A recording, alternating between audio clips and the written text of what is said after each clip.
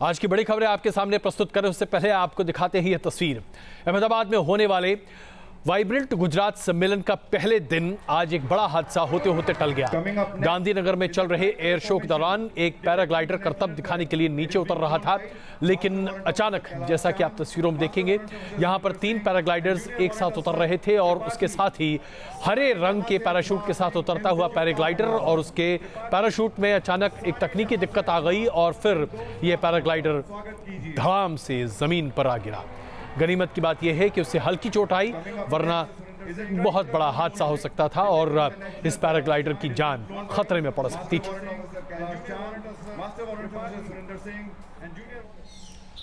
और आपको ये दिखा रहे हैं पेरू की राजधानी लिमा की तस्वीरें, जहां हिंसा की आग भड़क उठी है। टोल टैक्स में इजाफे के विरोध में आज लोग इतने उग्र हो गए कि प्रदर्शनकारियों ने पुलिस से भिड़ंत की और उसके बाद पत्थरबाजी करने लगे। 5 टोल को आग लगा दिया गया है और बताया गया है कि हिंसक झड़पों की वजह से कई गाड़ियों को फूंक डाला गया है। हिंसक झड़पों में अब तक 10 से ज्यादा गंभीर लोगों के घायल होने की बात कही जा रही है और पुलिस ने अब तक 28 लोगों को गिरफ्तार किया है।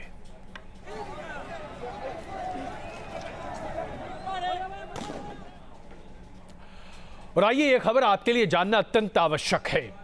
पेट्रोलियम मंत्री को यह बयान सार्वजनिक तौर पर देना पड़ा कि बैंक पेट्रोल पंप पर अगर आप पेट्रोल लेते हैं तो क्रेडिट कार्ड या डेबिट कार्ड के इस्तेमाल पर बैंक 1% का सरचार्ज आपके क्रेडिट कार्ड या डेबिट कार्ड पर नहीं लगा सकते, क्योंकि पेट्रोल पंप मालिकों ने साफ कहा था कि अगर यह सरचार्ज लगाया जाएगा तो यह ग्राहकों को देना पड़ेगा।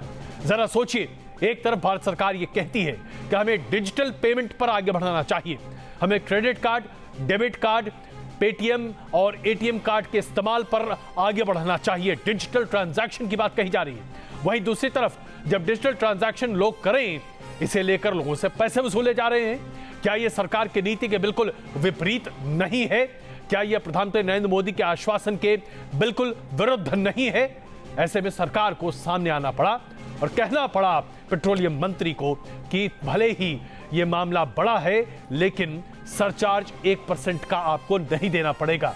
यानी कि अगर आप 100 रुपए खर्च करें तो उस पर आपको 1 रुपया टैक्स के तौर पर बैंक को नहीं देना पड़ेगा। लेकिन सवाल यह उठता है कि आखिरकार इसकी जरूरत क्यों आन पड़ी? सरकार की सोच कुछ और, बैंक सोच रहे हैं कुछ और इसमें मर रहा और पिस रहा है आम आदमी। क्या वाकई में ऐसा ही होना चाहिए?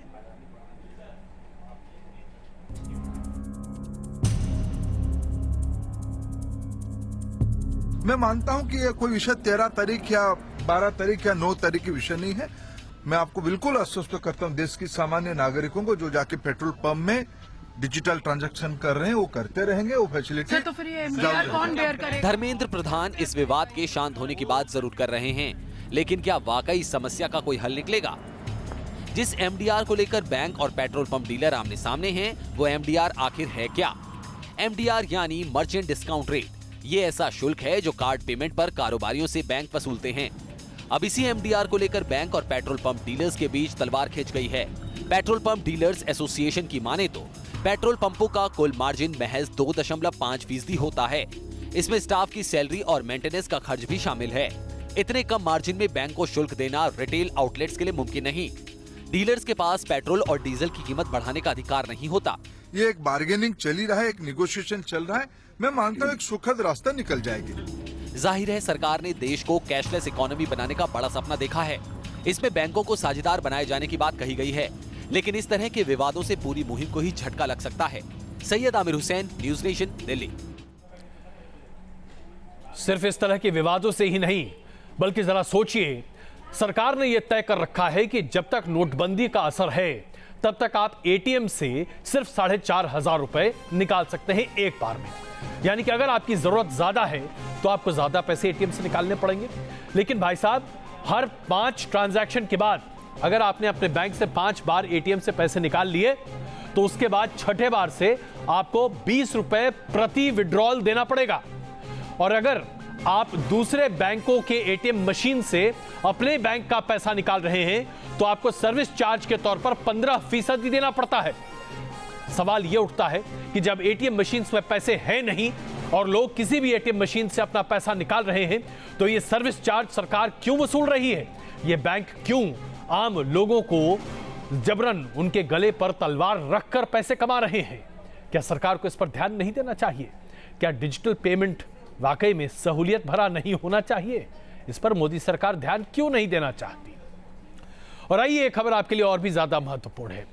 नोटबंदी की वजह से ऐसा माना जा रहा था कि अर्थव्यवस्था में सुस्ती आ जाएगी और इसकी वजह से सरकार के लिए काफी मुश्किलें आ सकती हैं। लेकिन सरकार का ऐसा दावा है कि पिछले साल के मुकाबले इस तिमाही में, यानी कि जो तिमाही दिसंबर में खत्म हुआ है, उस तिमाही में सरकार ने ज्यादा राजस्व टैक्स के तौर पर कमाया है। ऐसा माना जा रहा है कि इसमें तकरीबन 12.1% की बढ़ोतरी हुई है और अप्रत्यक्ष कर यानी कि इनडायरेक्ट टैक्स जो लगाया जाता है उसमें 25% की बढ़ोतरी हुई है। यहां तक कि उत्पाद कर में भी बढ़ोतरी हुई है। कुल मिलाकर ऐसा प्रस्तुत किया जा रहा है सरकार के द्वारा कि जब से नोटबंदी लागू की गई है तब से सरकार के पास ज्यादा राजस्व आ रहा है, यानी कि अब सरकार के पास ज्यादा पैसा है। नवंबर के महीने में अनुमति दी थी कि आप ओल्ड करेंसी नोट से भी टैक्स डिपॉजिट कर सकते हो, वो नवंबर में थी। तो दिसंबर में तो वो नहीं था, वो बाद में दिसंबर में बंद कर दिया गया था। तो राज्यों में वैट में काफी ओल्ड करेंसी आई होगी। Central taxes are mostly paid by the digital mode, over 99%, and therefore उस ओल्ड करेंसी का सेंट्रल टैक्सेस में कोई रोल नहीं। सरकार दावा कर रही है कि नोटबंदी के बाद से देश की अर्थव्यवस्था बेहतर हो रही है, सरकार के पास ज्यादा पैसे आ रहे हैं। लेकिन अगर जानकारों की माने तो अर्थव्यवस्था मंदी की तरफ जा रही है। पिछले साल के मुकाबले इस साल हमारी विकास दर कम होने जा रही है और कई ऐसी अंतर्राष्ट्रीय रेटिंग एजेंसीज हैं जिनका यह मानना है कि पिछले साल के मुकाबले इस साल यानी कि साल 2017-18 में हमारी विकास दर करीबन 1.5 से 2% कम होने वाली है। सरकार के दावे अलग हैं, अंतर्राष्ट्रीय स्तर पर बात अलग कही जा रही है और सबसे बड़ी बात तो यह है कि इसकी मार आम जनता झेल रही है।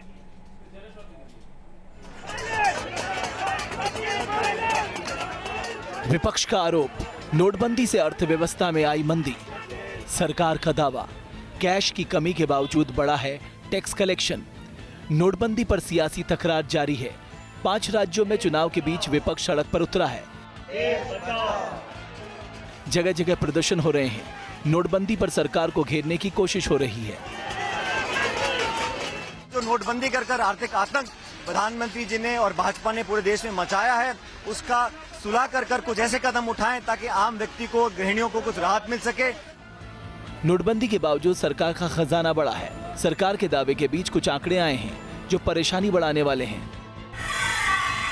ऑल इंडिया मैन्युफैक्चरर्स ऑर्गेनाइजेशन के मुताबिक नोटबंदी के पहले 34 दिनों में सूक्ष्म और लघु उद्योगों में 35% रोजगार कम हुए और 50% राजस्व में कमी आई। AIMO के मुताबिक मार्च 2017 तक रोजगार में 60% तक कमी आ सकती है और रेवेन्यू 55% तक कम हो सकता है। ये जो रिपोर्ट्स आती हैं कि यहाँ 30% कम हो गया, यहाँ 50% कम हो गया, ये एनेक्डोटल है। Statistics and taxation figures are real. जानकारों के मुताबिक नोटबंदी का असर सबसे ज्यादा मैन्युफैक्चरिंग सेक्टर को हुआ है, लेकिन सरकार कह रही है कि पिछले साल के मुकाबले मैन्युफैक्चरिंग सेक्टर से जुड़े एक्साइज टैक्स कलेक्शन में बढ़ोतरी हुई है। Team news station. अब आइए बात करते हैं समाजवादी पार्टी की। ऐसा लगता है कि यहां अभी तक तय ही नहीं हो पा रहा कि चुनाव चिन्ह किसके पास जाएगा, पार्टी का असली हकदार कौन है। बाप बेटे में ऐसी ठनी हुई है कि दोनों गुट एक दूसरे पर आर पार की लड़ाई करते दिखाई दे रहे हैं। मुलायम सिंह यादव का कहना है कि उनके भाई के बहकावे में उनका बेटा बहक कर उनके खिलाफ विद्रोह कर रहा है।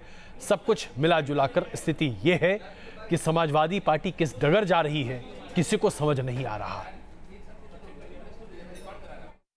चिन्ह कौन मिलेगा ये अब इलेक्शन कमीशन तय करेगा।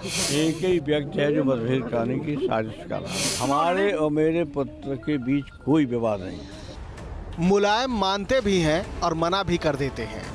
उन्हीं के बेटे ने उन्हीं की साइकिल की सवारी उनके लिए मुश्किल कर दी है। झगड़ा घर की दहलीज तो कब का लांघ चुका है, संग्राम सड़क पर है। ये अलग बात है कि मुलायम को शायद अब भी सुलह की आस दिखती है। इसलिए साइकिल के लिए चुनाव आयोग के दरवाजे पर भी जाते हैं और बाहर निकलकर बेटे से सब सुलह कर लेने का भरोसा भी देते हैं। जी कितने बुरे दिनों में इतनी पार्टी आपने हमें सहयोग दिया बनाई। अब ये कई दो आदमी आप जानते हैं जिन्होंने हमारे ही लड़कियों को बहका दिया और मेरी इसकी बात कल रात को काफी बात हो गई, सवेरे भी हो गई। अब पता नहीं, देखो मैं जा रहा हूँ क्या कहता है। अब ये एक ही तो है जो पिता पुत्र में दूरियां बढ़ाए हुए है। हाँ, फर्क बस ये है कि मुलायम के लिए तीसरा कोई और है और अखिलेश के लिए कोई और। इलेक्शन कमीशन हम लोग गए थे ये मांग करने कि जो पिटीशंस दोनों तरफ से हैं उस पर बहुत जल्दी फैसला कर दें, क्योंकि 17 तारीख से नॉमिनेशन शुरू है। दिल्ली में सिंबल पर संग्राम था तो लखनऊ में शिवपाल समर्थकों ने पार्टी दफ्तर पर धावा बोला, जिसमें समाजवादी पार्टी के कई बुजुर्ग नेता भी शामिल थे। लेकिन उन सबको पार्टी दफ्तर के बाहर ही रोक दिया गया। बाहर ही हंगामा होता रहा। कई नेता तो सड़क पर ही कुर्सी जमा कर बैठ गए। वर्चस्व की इस जंग में दोनों खेमा चुनाव आयोग की चौखट तक जा पहुंचा है। दूसरी ओर बताया जा रहा है कि मुलायम के चुनाव आयोग पहुंचने के बाद अखिलेश भी दिल्ली आने की तैयारी में थे, लेकिन फिर अचानक उन्होंने वेट एंड वॉच का फैसला कर दिया। अखिलेश अभी वेट एंड वॉच की पोजीशन में हैं। उनकी निगाहें मुलायम खेमे की रणनीतियों पर टिकी है और मुलायम खेमे की रणनीतियों का जायजा लेने के बाद ही अखिलेश अपना अगला कदम उठाएंगे। वीडियो दीपक राणा के साथ अनिल यादव, न्यूज नेशन, लखनऊ।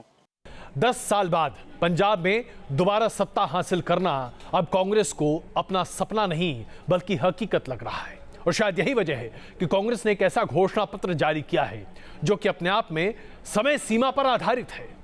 नशाखोरी पंजाब के लिए एक बड़ी समस्या है और इसे लेकर घोषणा पत्र में कांग्रेस का दावा है कि 4 महीने के भीतर नशाखोरी पंजाब से हवा कर दी जाएगी। अगर ये वायदे वाकई में सच्चे हैं तो ऐसे वायदों पर यकीन करना ही चाहिए।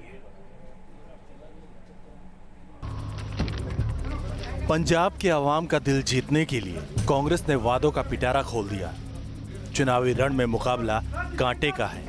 ऐसे में कांग्रेस ने दलित कार्ड से लेकर नशाबंदी तक को अपने एजेंडे में शामिल कर लिया। सबसे खास बात यह कि घोषणा पत्र जारी करने की कमान पूर्व प्रधानमंत्री मनमोहन सिंह ने संभाली। पंजाब का किला जीतने के लिए कांग्रेस ने जिन वादों की बिसात बिछाई है उसमें सतलुज यमुना लिंक विवाद का सीधे जिक्र नहीं किया गया है, लेकिन घोषणा पत्र की पहली लाइन है, पंजाब दा पानी पंजाब दे वास्ते। 4 हफ्ते में ड्रग्स की सप्लाई और उसके इस्तेमाल को खत्म करने का वादा है। कांग्रेस ने घर घर रोजगार का नारा दिया है। किसानों के लिए कर्ज माफी, आर्थिक और सामाजिक सुरक्षा का वादा, नौकरियों और शिक्षण संस्थानों में महिलाओं को 33% आरक्षण, बेघर दलितों को मुफ्त में आवास मुहैया कराने का वादा, ओबीसी समुदाय के हितों की रक्षा, केजी से पीएचडी तक लड़कियों को मुफ्त शिक्षा देने का वादा कांग्रेस ने किया है।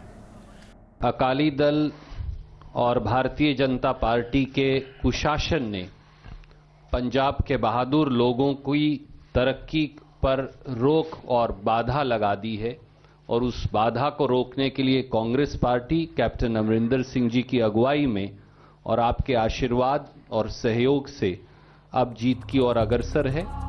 वहीं अकाली दल और आम आदमी पार्टी कांग्रेस के घोषणा पत्र पर ज्यादा गंभीर नजर नहीं आती। अब वायदे कितने भी कर लो उससे कुछ फर्क नहीं पड़ता, क्योंकि पंजाब की जनता जानती है जब 2002 में आप मुख्यमंत्री बने और तब आपने जो मैनिफेस्टो रिलीज किया था उस मैनिफेस्टो में आपने कहा था कि किसानों को फ्री बिजली और पानी जारी रखेंगे। आपने सत्ता में आते फ्री बिजली पानी बंद किया। कांग्रेस पंजाब की सत्ता से 10 साल से दूर है। उसके लिए चुनाव सबसे अहम है। लिहाजा वादों में कांग्रेस संजीवनी तलाश रही है। चंडीगढ़ से सलील खन्ना के साथ टीम न्यूज नेशन। प्रधानमंत्री नरेंद्र मोदी ने आज गुजरात में 2 सौगातें गुजरात की जनता को दी। गांधीनगर में रेलवे स्टेशन की नींव रखी और ग्लोबल ट्रेड का उद्घाटन भी किया। प्रधानमंत्री नरेंद्र मोदी 2 दिनों के गुजरात दौरे पर हैं और इस दौरान वो कई कार्यक्रमों में शिरकत कर रहे हैं। कल से वाइब्रेंट गुजरात का समारोह शुरू हो रहा है जिसमें प्रधानमंत्री शामिल होने जा रहे हैं। गांधीनगर में प्रधानमंत्री नरेंद्र मोदी ने रेलवे के हालात पर तंज भी कसा और विरोधियों पर भी जमकर प्रहार किया। गत 30 वर्ष में खास करके जबकि दिल्ली में मिली-जुली सरकारें रहती थी और उसमें एक प्रकार से जो साथी दल रहते थे वे तब मंत्रिपरिषद में जुड़ते थे या सरकार को समर्थन देते थे अगर उनको रेल मंत्रालय मिले तो। यानी एक प्रकार से रेल मंत्रालय सरकारें बनाने के लिए रेवड़ी बांटने के लिए काम आता था। ये कड़वा सत्य है और उसका परिणाम ये आया कि जिस भी राजनीतिक दल के व्यक्ति के पास रेलवे गई उसे रेलवे की चिंता कम रही, बाकी क्या रहा होगा मुझे कहने की जरूरत नहीं।